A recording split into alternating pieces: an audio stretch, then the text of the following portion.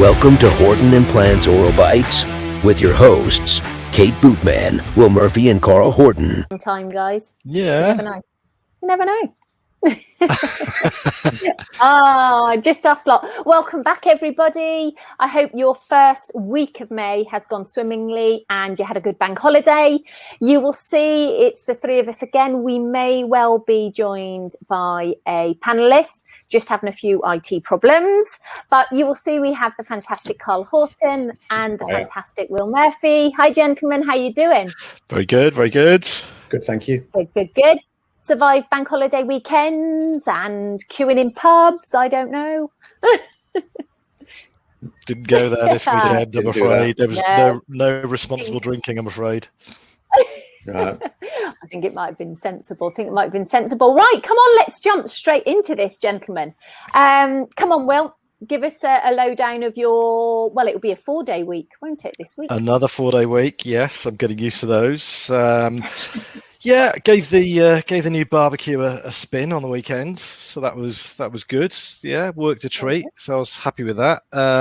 Monday was a bit of a washout, wasn't it? It was just little bit bit of a Netflix day, really. Nothing much happening there. The world of work has been pretty good again. It just keeps on going, and I'm very happy about that. Some nice cases, some nice sinuses that have been playing ball and doing all the right things for me, so that was good. And let's give a shout out to Rob Endicott, who comes and does sedation for me. Yeah. Who's a top man. So anybody who needs dental sedation, they were Midlands dental sedation. I think they've upscaled, haven't they now? So I think it's is it we should get him on England, here. The world. We should get him on, actually. Yeah. Is it just Rob, or is there other people? No, I think he's now got about 3 or 4 other dentists. Great. Who are working for him. So, and it's just, was that for you or for the patient? Great for everybody. No, there was a sedation for you, or sedation for me. No. He's got a sort of split tube that sort of goes off. So one goes into the patient's arm, and the other goes into my arm as well. And that sort of keeps me calm, really. Yeah. And the nurse just holds my hand in the right place, and away we go. Brilliant. Perfect. So that's what you need. Yeah, just, it's nice because the patient woke up and she was all happy, and, she'd had a lovely time, and, we had a fairly stress-free sinus and immediate placement. So that was all good. And I've been getting a bit obsessed with the world of cryptocurrency. It's I've been sort of going down this wormhole. Yeah, my son sort of started getting me into it. So I'm kind of on, like, one of the screens behind my Exact is, coin market cap, where you can check on the price of your Bitcoin or your Dogecoin. I don't know if you've seen that going on at the moment. Yeah. Which one have you got? Which one have you invested in, or a few? Or I've got a little portfolio, Carl. Have you? Nice. I have, yeah. Murphy. I've got some of the obvious ones, so the Bitcoin and the Ethereum. Yeah. And I've got one called Ethereum Classic, which has gone absolutely mental. The thing about it, for anybody who does invest, is that they come down just as quickly as they go up. Mm-hmm. Yeah. So Dogecoin, for the uninitiated, is literally it's a little picture of a dog. It's like a token of an Inu. And for some reason, Elon Musk has decided to big it up. So all of a sudden, it's on this trajectory. And I think, there is nothing behind it. There is, it doesn't really have any value. And it's just, it's crazy. Well, it does now. Well, it does now, yeah. Yeah, but it was what was it, 0.2p? It was actually a joke coin on Reddit. So when somebody would say something that you liked, you'd give them this Dogecoin, which was zero value. Had no value. I think at one point Reddit actually kind of gave a few coins out for if you posted. Yeah, a lot of times. Yeah. Well, what's that now? £200 to £300. They were dishing out. I mean, obviously it was nothing then. Yeah. Because it was 0.0 whatever pence. And Elon Musk and boom. Yeah. Rocketed, yeah. So this is so obviously about this crazy world. I love it. Have you got a little portfolio? Or I have, mate. Yeah. Ah. Yeah. My son got me into it quite a while ago. Okay. So I invested in Ripple, then Bitcoin. Oh, very good. And I did Ripple. I invested in it just at the right time when it was first out. So it shot up by a phenomenal amount. And I thought, oh, that's pretty decent. I quite like that. You know, what is it, about 700% on the investment? And then it dropped by about 699%. And yeah, so I thought, no, that was a waste of time. Yeah. So I kind of thought it was kind of something to play with a little bit, but not anything stable. And then recently it's just gone wham like that, hasn't it? It's just absolutely gone. Hey, there's a bit of a bull run. Yeah, here we go. Andy, just at the top of your screen, there should be a little button that looks like a cyclops eye. If you press that, we can see you. I can hear you. We can hear you clicking buttons. Oh my word! Looks like that was such a struggle. Oh, Andy, top of the screen. Can anyone see me? No. Yeah. You'll see on your Go on, Kate. Press your button at the top next to the microphone. There's a little button that looks like a cyclops eye. If you press that. Oh. That's the one. Hey! Yes. Oh. Brilliant. Fantastic. Right. Hey, Andy, how you doing? A little bit of adjustment. Yeah, pretty good. I'm so sorry. Honestly, I can't believe the amount of browsers and phones and iPads and computers I've tried to get on here. And I've just managed it. I spent my week staring at computer screens. Right. Let's find a little thing to chop up with. That's fantastic. The top of my head's cut off. Sorry, guys. Yeah, me and Will could do with that. We could do with that. You've actually got hair. We haven't. Show off. Yeah, they say I'm lucky. It's not glue on, is it? Right. It is real. It could be. It's bought and paid for. I got a friend that went to, I think it was Greece or somewhere, and had his hair stapled in. He said it was the most painful thing he'd ever had done. Oh, yeah. It was a really, really bad one. Yeah. How am I going to do this? It's occurred to me in the early days. Right. I think what I'll do is I'll just slump down in the chair. Okay, mate. Perfect. Yeah. Well, that works. Fantastic. Oh, brilliant. Well, everybody, you can see we've got our addition, our guest on the panel. So we have Andy Morton. Andy, I believe you are from a lab called BCB Ceramics. Is that correct? Yeah, Borough Crown and Bridge. We've been in existence longer than I care to remember. 85 we started. Wow. So, fairly established then. Fairly established, yeah. Yeah, I think we started doing implants at the end of the 80s. Okay. Blimey, mate. Can't have been too many of those around. There wasn't. Who was at the forefront back then?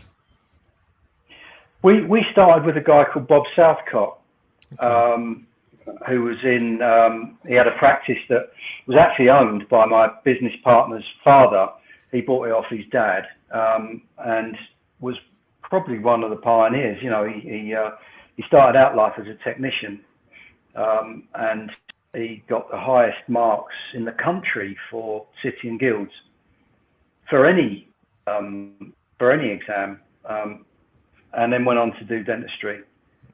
So he's very technically very proficient guy. Brilliant. We started doing implants for him way back then. How's it all been going?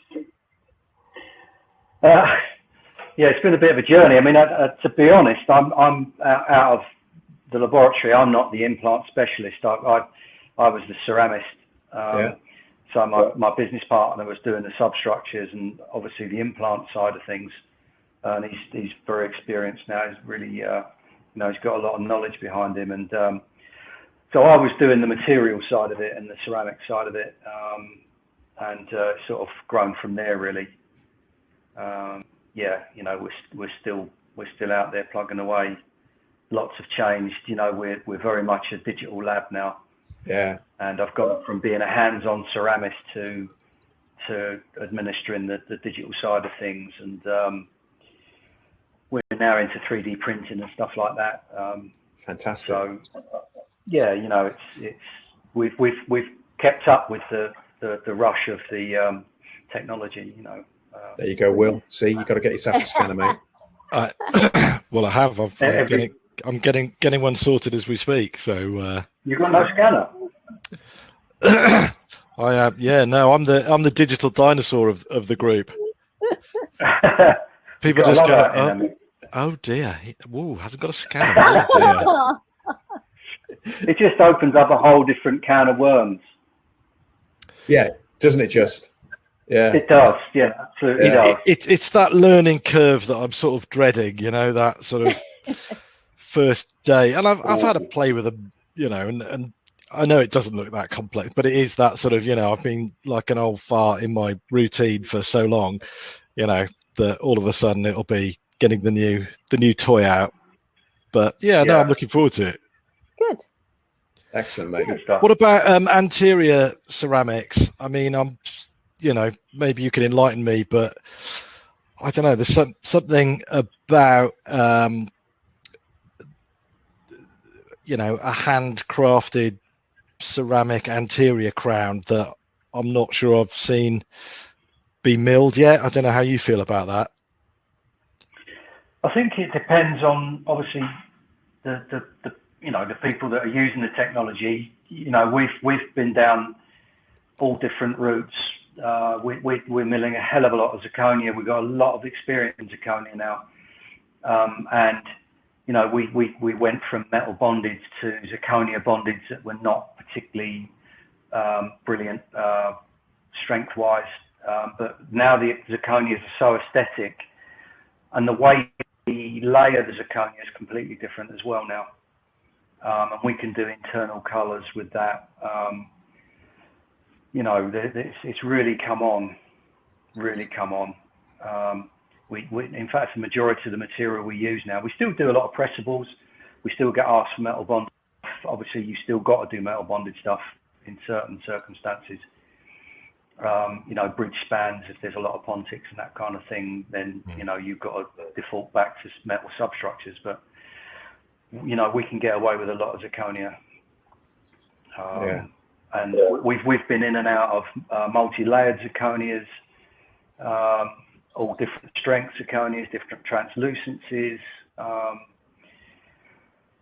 lots. So what I liked about the zirconia when we started getting into it and with implants was with the screw retained stuff, where you've got screw holes that we didn't really like doing in layered ceramic, because the material wasn't really robust enough to form a screw hole, and you've got the weakness of the metal bonds to consider, and some bizarre designs, you know, that really aren't sort of designed for metal bonded. So once we got into zirconia, we found that we could have really accurate screw holes that weren't going to break down over time. You know, much more robust material for that. And once we got the aesthetics right, you know, obviously it's a learning curve with the aesthetics, and it took us a while to, find the right zirconia, the right cements to go with it. You know, we've done internal colouring with zirconia. We're still doing layering of it when we need to. To be honest, some of it, the translucency is kind of optimal now. You know, they've made the material strong enough and translucent enough to make some really nice looking restorations. So it's really down to who's handling the material. You know, all materials, like impression material, you know, some people are good with one material, some people can't take an impression with that material, but it's down to technique. And it's the same with, you know, the laboratories and the way they handle the materials. But we've put a lot of effort into that. Excellent, mate. Sounds great. So, yeah, I've also knocked my brains out with 3D printing as well. So that from your side, if you go down the Itero route, you've got a model system, but you still have to have a system for printing models when the Itero models are not really up to it. So you need a laboratory that's got a good print system. My first printer nearly killed me. I've got to say, it was that stressful. You buy this thing, they give you the instructions, and off you go. You get this, you get these files coming in, and these are live cases. You can't piss around. And I'd print a set of models, turn the model upside down, the dies would all fall out of the test. It's like, Christ, we were in a right pickle with it, and it was a massive, like you just said, the learning curve. And I could have easily ended it all. What are you using now, mate? What printer are you using now? We've got a Nextdent 100. It's made by 3D Systems. Yeah. So the printer itself is a 3D Systems printer, which is the biggest print company in the world. Yeah. Or the print machine company. And they got together with Nextdent, who are a dental materials company in Holland. So they got together and produced this machine. And when I went to see it, and they showed me the models that come out, and they said, oh, okay, well, these take about this amount of time to print. And I said, okay, and what's the problem? And they went, there's no problem. I said, you printed that model with no issues whatsoever. I said, I want that machine. And never look back. And it's been a consistent machine. Everything I put in it, I know what I'm going to get out the other end. Yeah. And it's not just the way the machine prints, it's how you design the prints. So, I've done a lot of research into how to get because it doesn't matter what printer you have, you're confined to print liquid, which has its own set of characteristics. So shrinkages and stuff like that we know occurs on light cured materials. So it's the same in the mouth, with composites. Yeah. And it's the same with printing. So I've done a lot of research into how to get the best and the most accurate across arch result. So you're doing cross arch with it as well? Well, yeah. I mean, you've got obviously with implants, it's we're a bit more cautious. We do a lot of verification.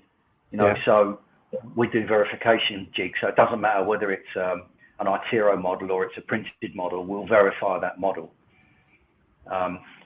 We've had Itero stuff that's gone Pete Tong. It's everything wrong in its day. It doesn't matter, how accurate you think a thing is. There's always a cock up in the making. Yeah. And you just have to try and be on top of those stages so that you can sort of minimize that kind of thing, which is why we don't like to experiment too much with what we're doing. Once we've got something we know works, we kind of stick with it. And how long does it take to print a model? Well, we've got a couple of different strategies for printing. So within our software, within the nesting, where you've got premium models, you've got prosthodontic models, you've got orthodontic models. So it's got a different strategy for all of those models. So the premium models, the longest print. So our prosthodontic working models for crown and bridge, we would print on premium, and they take about 2.5 hours. And we can print a set of study models on what they call prosthodontic, which is a slightly quicker one. So it's got slightly different nesting characteristics, and the supports are different. But the prosthodontic takes about 45 minutes, but you can get a good model out in 45 minutes. Okay. It's just printed a little bit quicker. But these are upgrades that you get coming along with 3D systems and NextDent. You know, there'll be a software upgrade and a printer upgrade and stuff that you know, means that you can print consistently and well. They do some amazing resins as well, don't they, NextDent? Yeah, what have we got now? They've got, I think they've got denture materials now. They've got a couple of different materials, drill guides, obviously surgical guide. I'm not entirely sure if they've got gingiva materials. I think they probably have, but we don't tend to use those. I think they might have just brought something out recently like that. Yeah, but yeah, lovely stuff. Lovely stuff. Are you still on the bike? You've got to be still on the bike. He is. I'm still on the bike. Yeah. I'm still on the bike, and I'm trying to slow it down a little bit. I was, you know, I've cycled a lot in my day, and I'm finding I need to do a bit more walking. Are you, mate? Because I sit on my arse all week, and then I get home and I cycle. But in the middle of that, there's no walking. So, and I found to my cost a little while ago, I wanted to go for a walk, and got back. I was like a raspberry for Jesus, what's happened to my hip? In the middle of all this cycling and sitting on my bum, my hips had packed up. So I've started to back off on the cycling and go, you know, do a little bit of walking. Okay, mate. Because you need to do a little bit of everything, really. And I know you do a bit of running. Yeah, I kind which is good. I've dropped off the bike a little bit. And started just running because my little boy got into running. Well, what happened? I went away on my anniversary, and my brother was looking after my son, who was probably about 5 at the time. And then he ended up doing the adult park run, 5K park run. And then when I got back off the anniversary, he said, "Can we do park run?" I hadn't run 5K for about 9-10 years. So the first one, he almost killed me, almost had a heart attack. And he really liked it. So I thought, I've got to step up. So the bike kind of went in the shed, and I started running a bit. But I went away this weekend, and I made the mistake of turning left instead of right, and ended up running 2K uphill. It's good for you. Money in the bank, that is. Yeah. Didn't feel like it afterwards.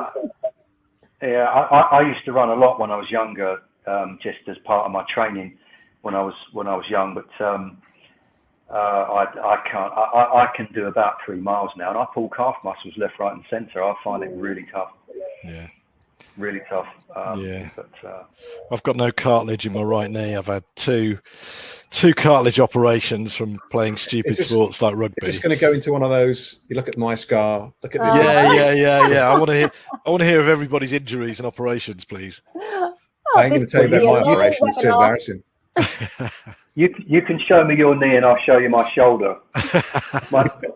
We're not talking. I said we're not allowed to talk about squirrels on this one. And I'll tell you what has changed. I mean, the last time we met, well, it's been how many years? 3-4 years? And it's been a while. Yeah. And we were talking a little bit about gluten and all that sort of stuff. And some of the information you gave me, I passed on to my sister-in-law, and it changed her life. She was really struggling. So thank you for that. But I've had to go down the same road. Honestly, you know, I have this conversation with people, and they got gut problems and joint problems, and you know, and I start talking to them about gluten, and they look at you like you're mad, and then they get off it for a month, and they say, "I haven't had a stomachache for a month." Yeah. And it's a common story. I can't believe how many people, you know, I'm like you, you know, I like your, was it sister-in-law?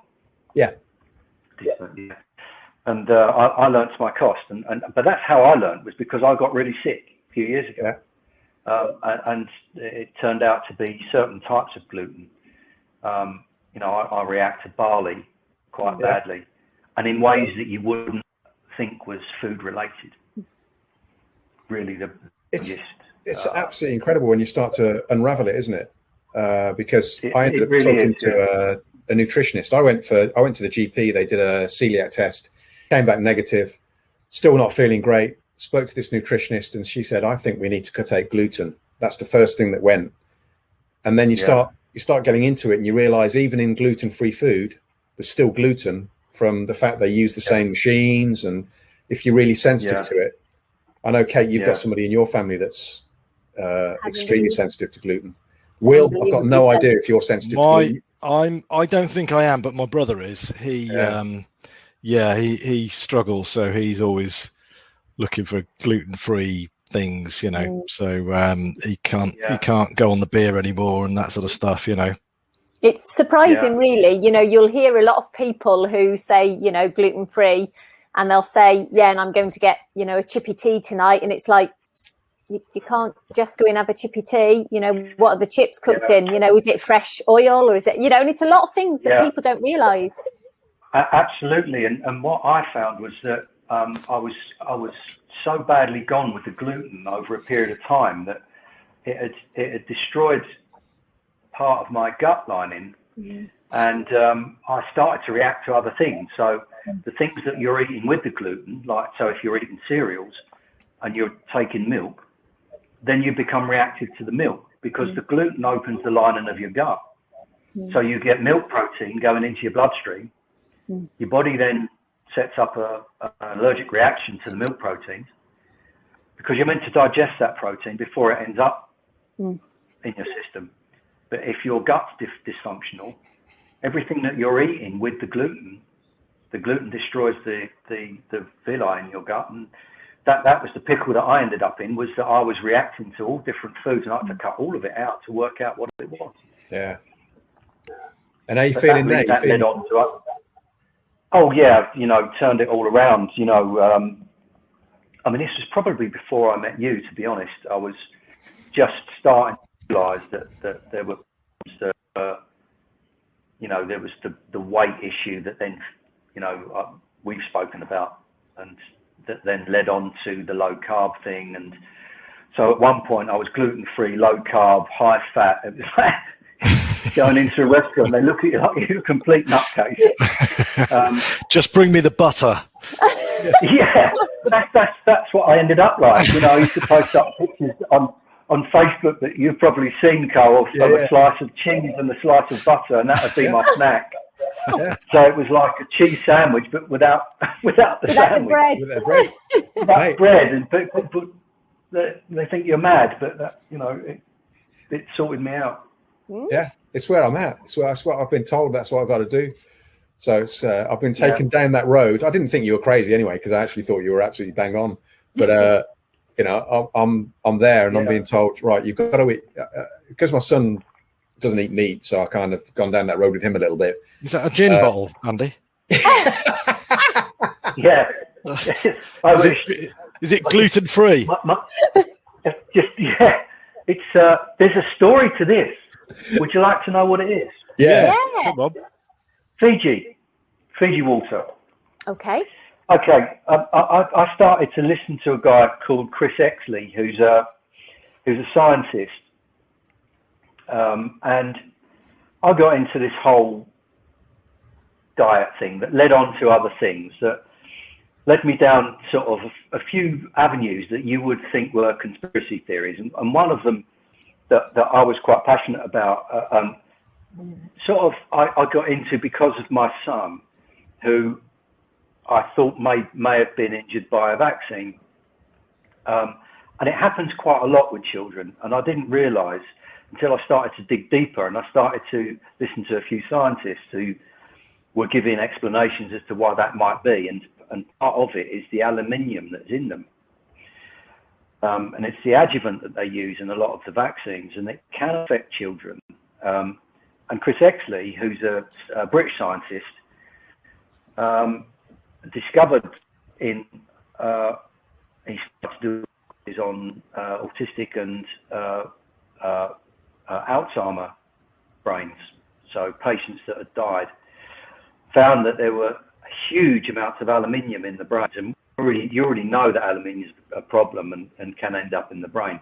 It's already been linked to not autism, but dementia.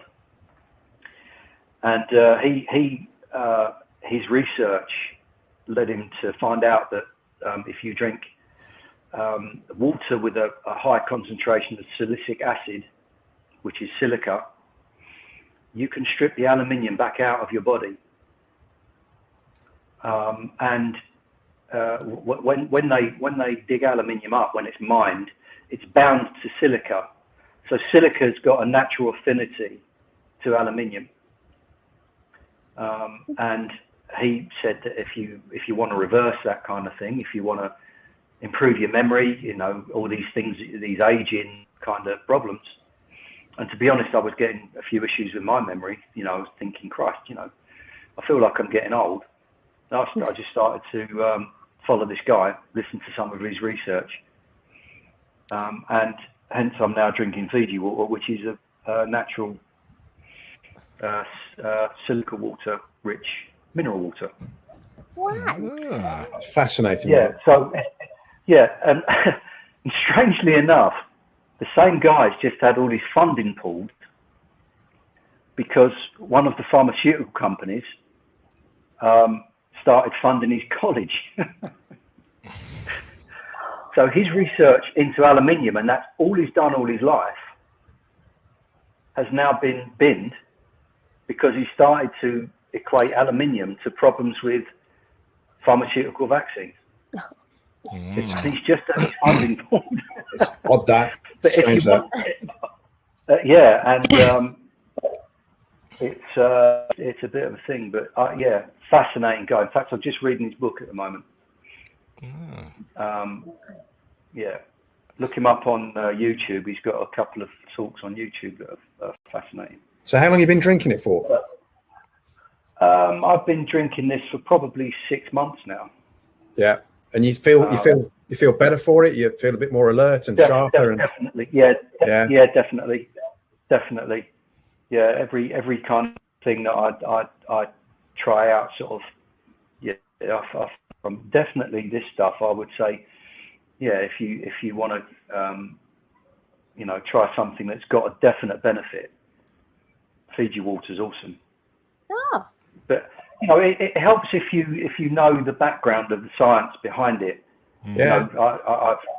You know, I now get it from Amazon in a case. So I get a case every couple of weeks, and I get my son to drink it. And he's, you know, I think he's benefited from it as well. Brilliant. I wonder if there's any kind of anybody's done any research on kind of patients that take aspirin as part of their medication, because we're talking about salicylic acid, aren't we, in the water, and then dementia, and looked at that. I wonder if anybody's ever looked at that, because you could have a project there for somebody if they're listening, and just correlate the two and see, because in theory they shouldn't be getting as much as a population that, and you could easily do the comparison, I'm sure. Be interesting. Aluminium, according to Chris Exley, I mean, you know, this is not me saying this. You know, I'm only repeating what he's saying. Yeah. He's been researching it for years. He's done nothing but research aluminium in the environment, and he's saying we live in the aluminium age. And there's aluminium everywhere. Yeah. And including in the alloys that we use. I don't know if there's aluminium in any of the. Does amalgam contain aluminium? I don't know. Some of the implants do. Yeah, you know, that's a big breath, Will. And you know, when you trim these things, obviously they vaporize and you breathe them in.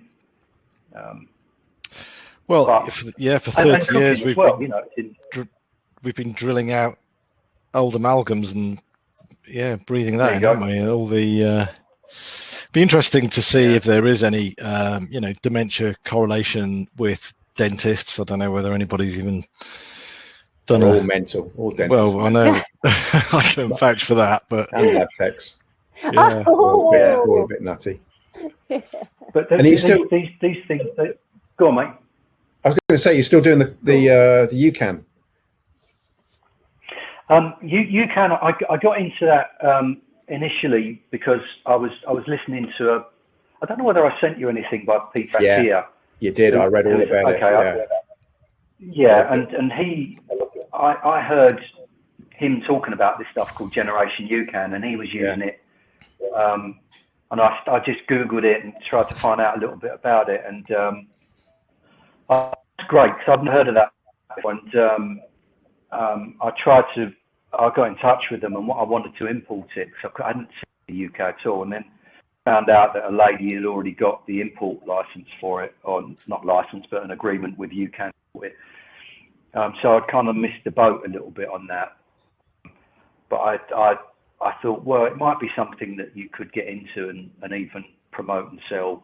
So I got myself a website and, you know, just tried to promote it a little bit. And I thought that, you know, it might be, I don't know, you might make a few quid out of it. But unfortunately, I ride in a bike club called the 100 Kilo Club.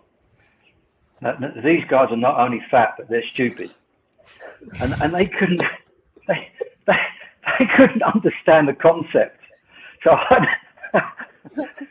I'd knock my brains out talking to these guys about the benefits, training low carb, and you know, there's me lost 25 kilos, and they're all 110 kilos, knocking their brains out, buying a carbon bike, thinking it's going to benefit them. In reality, they could have installed a salad bar in their house for the same price.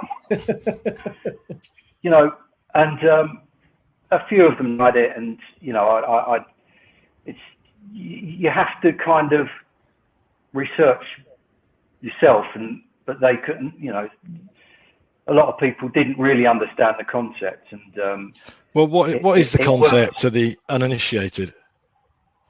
Well, what generation you can? It was called Superstarch.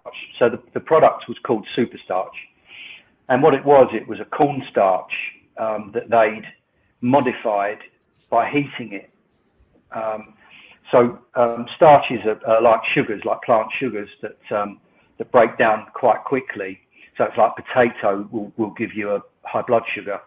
You know, it's one of these things is a bit of a no-no. So, you know, you've got potato starch and wheat starch and corn starch. So all of these things will give you high blood sugar. But what they did with this corn starch was they heated it in water and it changed the size of the molecule. And what that did was that it slowed the rate of absorption in the gut. So it was designed for children with glycogen storage disease. So these kids they couldn't store glycogen in their liver and they would die in their sleep. So they designed it around giving them a dose of this stuff before they went to bed, and it allowed their bodies to give them glycogen through the night. So it was so slow in its release that it allowed them to stay alive, basically, because they were having to wake them up through the night to feed them, to keep them alive. God. So that's what it was designed for. And then some said, hey, that would be good for, as a coach was saying, it'd be really good for my athletes. And then they developed it into this sporting thing that I then picked up. Well, other people picked up, then I picked up on it. So what it does is it delivers really very slow release glycogen that doesn't give you blood sugar spikes. And you guys probably remember from the rides when we were taking the gels. I mean, I was in such a mess at the end of the day from gel after gel after gel. Yeah. And it was like chasing the dragon. You could not get enough of it into you, and you would still have a sugar crash at the end of the day and feel like crap. Yeah. And we did it. Do you remember the 600-mile ride we did that we never lost a pound of weight? It was, you know, we all went away with this idea that we would come back slim. Yeah, didn't happen, did it? It didn't happen, you know, because, you know, we were battling our own pancreas for 6 days. I used it on the second ride wheel. And it made a massive difference to me. Well, you know, the first ride nearly killed me anyway. So what is it? You can? Is that YOU? UCAN. No, UCAN, yeah.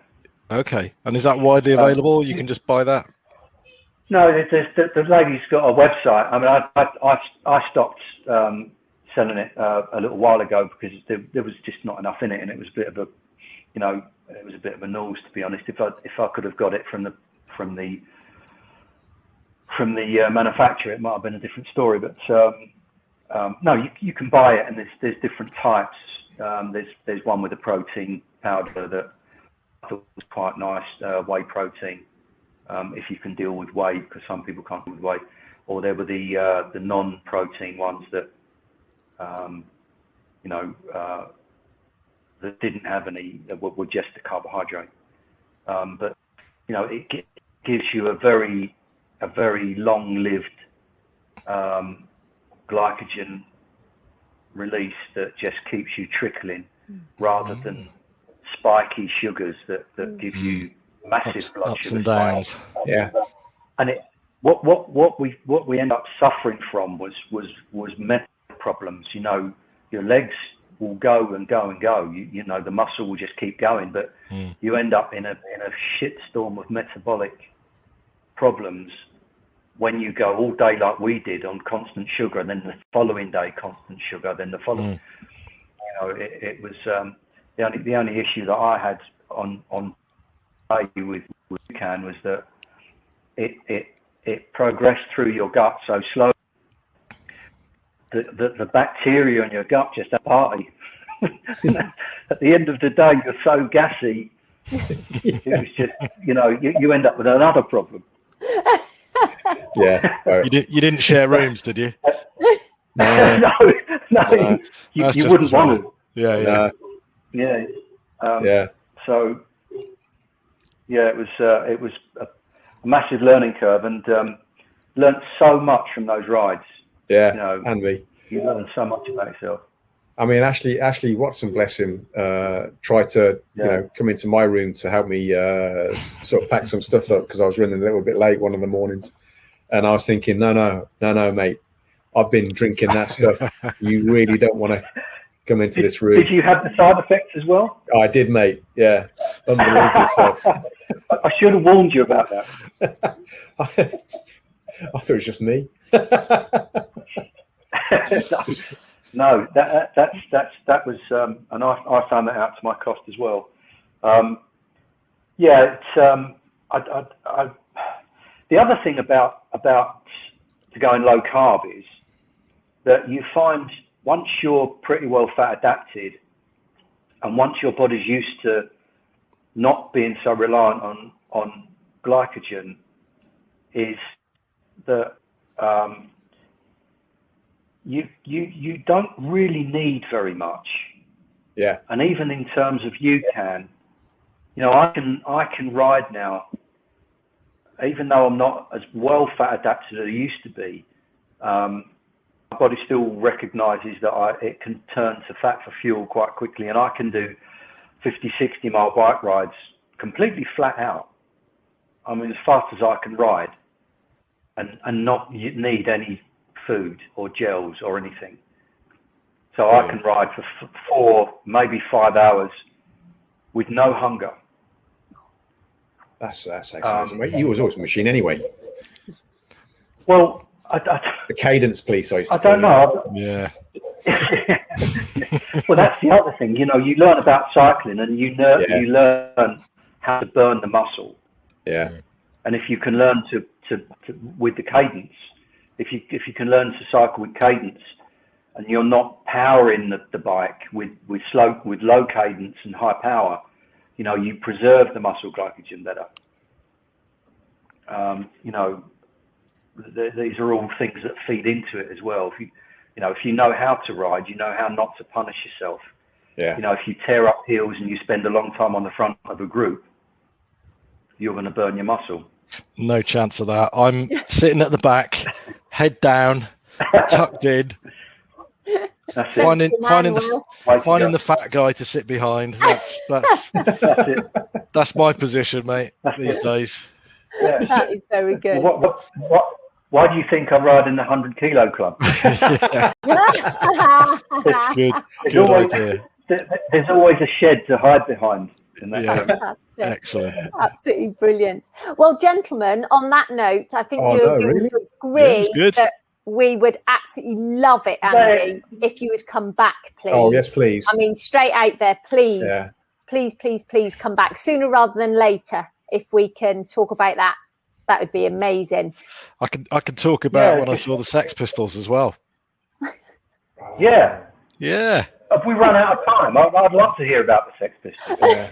Next time. Oh, he's going to keep you hanging on. You tease, Will Murphy. Gentlemen, it's been a pleasure as always. Yeah, I can't believe where the time has gone. Andy, a massive thank you to you, and thank you very much Andy. for persevering and getting through. Will, as always, thank you. Carl, thank you very much. Pleasure. Hope you all have a fantastic weekend, and look forward to seeing you next week. Cheers. Take care, guys. Bye-bye. Bye. It's gone.